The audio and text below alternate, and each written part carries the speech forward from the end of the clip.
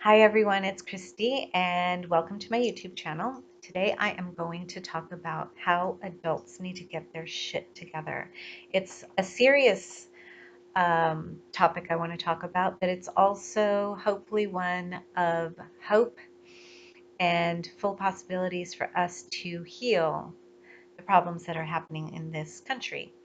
So yesterday was another shooting, and any shooting is one too many shootings, and unfortunately there were 17 lives lost. And so I want to talk about guns, but not really guns. I want to talk about the politics behind the guns, but not really politics. What I really want to talk about is adult accountability and how we can find a light at the end of this tunnel, and how we ourselves can be part of the problem and part of the solution, because right now we're part of the problem.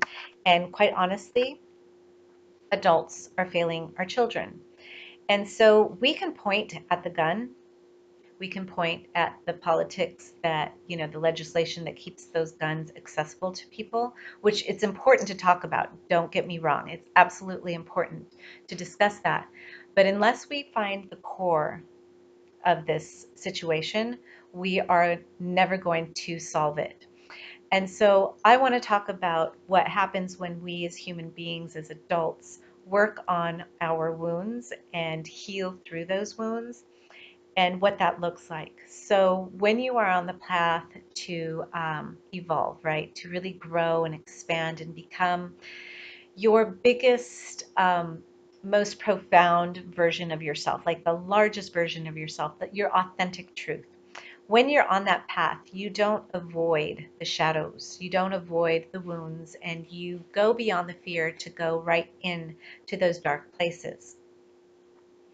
And by doing that, you grow because you learn. You find out that that one thing that you were so afraid to take a look at and unravel was really your liberation and your place of expansion. It was where you could grow. You had to go through that hurdle in order to grow. So now take a look at the collective. Collectively, we are not, as the paradigm shifts, right? As the feminine is rising, the patriarchy is like quickly crumbling, and we are not accepting that behavior anymore. Things will get exposed. We are exposing the wounds of this country, of this culture. And for so long, we have put a band-aid, right? We have done a great job at keeping things numb and keeping our people dumb. And I don't say that flippantly, because I really truly believe that we have numbed everyone down with either medications, drugs, alcohol, sex, porn, any type of addictions, uh, shopping, anything. We live in a very superficial culture where the depths and the roots are they're not easily found in this country. We are all some type of immigrant, right? And we don't really have roots to our culture, and it's hard to find footing when you don't have those roots to your ancestry and the history and the story behind it. So we're kind of all trying to make our way through here and have bought in to the paradigm that bigger is better, more is more, and more is better. More status, more credentials, more degrees, more money, more houses, more cars, more women, more men, more, more, more. And the more we have, the less we feel part of anything. And so we're starting to unravel that. And so when we are taking a look at the core wound of what is happening with these shootings in school, we have to look not just at the gun, what's happening in the home, right? What is happening in the home, and what is the responsibility of the parent in the home to, raise either a happy, stable child or somebody that is bitter and angry, and what is happening in that capsule. So that's what I want to take a look at. So when I was talking to my children about the shooting yesterday and we were going on a walk, I had them put their hand on their heart. And in doing so, I had them close their eyes and I just said, go ahead and think of any emotions that come up. Is it sadness, anger, grief, irritation, jealousy, Is it joy? Is it happiness? What do you feel in your heart? Because before I did that, I asked them, well, what does the heart do? And they said, well, it's love. And I'm like, okay. So when they opened their eyes, they said they were happy. And I was like, oh, thank God, my children are happy, right? And so I said, okay, so what makes you happy? So they listed the things, their baseball games and their friends and playing in the neighborhood and going to the beach and, you know, going on camping trips and going to all these things. And I said, and what else? Well, we live in a nice neighborhood. We like our neighborhood and we like our home. And what else in the home? Well, you, mommy, you're there. And I'm like, yeah, and what do I do? And they're like, you feed us, you love us, you listen to us. Um, like, okay, and who else? And like Tutu and Tito, grandma and grandpa. And why? Because they love us. And I'm like, okay, so you are loved. That makes you happy. And that makes you a whole human being to be out in the world and being joyful. And they said, yeah. And I said, now put your hand over your heart and close your eyes and think of the boy that grabbed the gun and went to school and hurt people. And I said, what do you see? What do you feel? And both of them started, and Rumi said, dark, heavy, sadness, anger. I'm like, right. So how is it that you feel joyful and happy with your life and this other child goes to get a gun? Where is it? They're like, it's in the home. Yes. So what do you think happens in that house? Well, they probably don't eat together. They probably don't go camping. Probably wasn't heard. And many things we don't know. And there's many things that could have happened in that home, but what has happened is, as the feminine has been so suppressed in this culture, the idea and the concept and the beauty of the mother as the hub of the home, right, dissolved. We lost our power, our feminine power to nurture, to love, to care, to give unconditionally, to show up. And the mother is a symbol in the home, right? Happy wife, happy life type of thing. So happy mother, everything's stable. So if the mother is not stable in the home, and granted, this is for a home where both parents are in there. I'm a single mom, so I have to navigate a couple different worlds. So when that woman is stable and when she's supported, because we don't support our moms, not through, unless you get a doula, unless you go the natural childbirth route where you have a community that really supports you, or other communities that maybe are not natural parenting, maybe a church community that supports a mother that just had a baby. It's very rare. You have to find hubs of communities where a mother is supported. So, and then after she's had the baby and in her community, it's hard. She's not getting that full support. She's in an abusive relationship, whether it's sexual and emotional. That's very hard. It sends a ricochet throughout the family. It's an energy that is very real. So we need to support our women. We need to support mothers emotionally with deep self-care practices, with communities that really um, honor who they are so they have more to give to the family. And this is why I separated, like when I did, and this is why I've been on this journey, because I knew that every time I evolved into my higher self, I was benefiting my children. I can show up. In the last 4 months, I've gone through this really intense journey that I'll share about another time. And let's just say I have sparkles in my eyes. As of yesterday, I started feeling so much light. Last week, you would have not have recognized me. So we have to, as adults, find accountability in how we can be part of the solution. And the part of the solution is being adults that are in our authentic, true nature, which is love, which is generosity.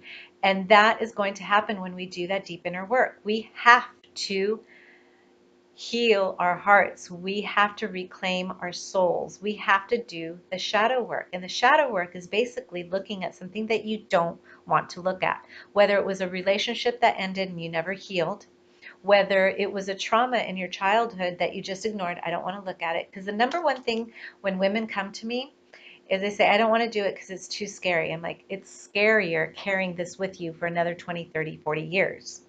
what is scary, like once you face it, it starts to dissolve because you've exposed it. So what America needs is to go within their homes. How stable is the mother and the father? How available emotionally and physically are they to their children? Are they touching them?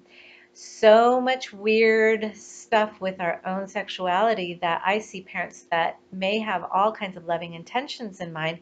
They don't know how to hug and touch their kids. If you don't know how to hug and touch your child, learn how to hug and touch yourself. This is where self-care is so important. Learn to touch yourself. Touch your children. Here's a few things that I find that are really important when we are really wanting to raise happy and healthy children. Keep the chemicals out as much as possible. Go as natural as you can. If you don't have the budget for it, just go for fresh produce, real foods as opposed to processed things. You know, they're just getting infiltrated with all kinds of chemicals in their bodies, whether it's through medication or vaccines or foods or chemicals in the home, through chemtrails, through just air pollution inside of buildings. Protect your children in your home and go as natural as possible. This will benefit you and your family at large. Do not be obsessive over diets. And this goes for holistic, because I've seen holistic parents where they're obsessive and their motivation is out of fear, not out of love. When it's love and joy and celebration, it's a different vibration. So my kids can eat a pizza or have soda at school maybe, um, I don't want that. But at home, we eat whole, fresh, and organic. So eat together. Eat your food together. I don't care how busy you are. Carve out those 15, 20 minutes, even if it's just one meal, just eat together, break that bread. There is a holy communion, and I don't mean this from a Catholic standpoint, but this just beautiful immersion of love that's passed in that way. Eat together. Family that eats together stays together. Feed your children breakfast before they go to school. Do not, I was a substitute teacher, do not send them out the door without any food in their bellies. Do not send them with crap sugar in their bellies, because as a substitute teacher, I would watch those kids crash. I listened to these kids for 5 years. Tell me what they were eating. That is child abuse. Like, stop. So start with you. If you're feeding your family crap, start with you and start eating better so that you want to share good things with your family. Send them with some type of protein, something that will hold their bellies. Because when you feed them love. You feed their hearts, their souls, and their bellies. They go to school and they're alert, and send them lunch. Don't let them eat that cafeteria food. Now, sometimes if they're running late or maybe they want pizza at school, I'll let them, but the majority of their lunches, it's me making their lunches. Make the time, figure it out. Play together, listen to them. Before they walk out the front door every day, kiss them right here. Their pineal gland opens up everything. And tell them, I love you. Touch them. Touch the back of your kids, my 14-year-old kid's head, and tell them you love them. Look them in the eyes. Listen to what they're saying between the words. Ask them how they're feeling. Hey, how was your day? How's that teacher going? How do you feel about that project?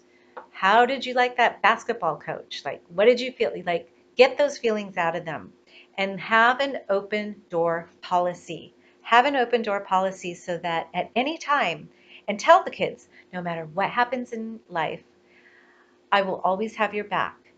If you're a jerk and you did something wrong, you will be held accountable, but I will always have your back. So there's an open door policy. You can come and tell me anything, something that you see, something that you feel, something you did that was really crappy. We will work it through.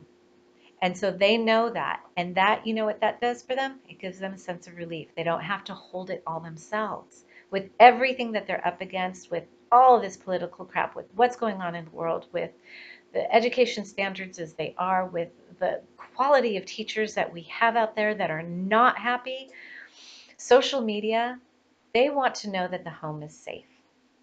The way the home is safe is if the parent that is parenting in that home, be a male or female, needs to be safe. And that person, that adult, needs to feel safe within themselves. And the only way you're going to feel safe is if you are free from the stress, the worry, and the harboring of those dark shadows that you've never dealt with. That's where freedom comes in. That's where light comes in. And so we each have a part in this, whether you have kids or not. Self-accountability is an absolute, and working on those deeper wounds to come back into this light, we can raise the vibration, we can be that strength and that pillar of light for our children so that this stops happening. We need to be proactive and definitely get somebody to do something about the legislation of those assault rifles. There is no reason that there's no reason on this planet that a child can go get an assault rifle or any gun. It makes no sense. So the same government that's trying to make homeopathic medicine illegal allows this. Why? Because they make money. Look at the bigger picture. But don't get stuck in the bigger picture because you'll be paralyzed and think you can't do anything. You can do everything starting with you. So go into your heart, find out what hurts, expose it, observe it, unravel it. If you need help, if you need a counselor, if you need psychological help, if you need therapy, if you need a self-care coach, if you need, get it. But do the work and understand that the work is within you and you have every possibility of coming to absolute freedom and joy. Trust me. So that's going to wrap it up. I am going to be talking about this little project that I have, this little set with a love bracelet that comes with this organic perfume and some self-care videos, because that's where I'm really good at. We all have something that we're great at that we can share with the world that will have some type of impact. It doesn't have to be millions. It can be 20 in your neighborhood or 5 in your church. But I'm really good at guiding women to self-care practices, deep self-care. And I just went through a hurdle of 4 months that I can actually get you even deeper. And so the little kit will come with those videos. If you're interested, go ahead and message me. I haven't launched it yet. My website is christyfunk.com. Don't forget to subscribe to my channel, and I'm back, so I'll be doing more videos. I've got some beauty videos and lots of self-care and love and many, many blessings on your journey. And I hope you find the courage and the commitment to work out those wounds so you benefit the world. Many blessings.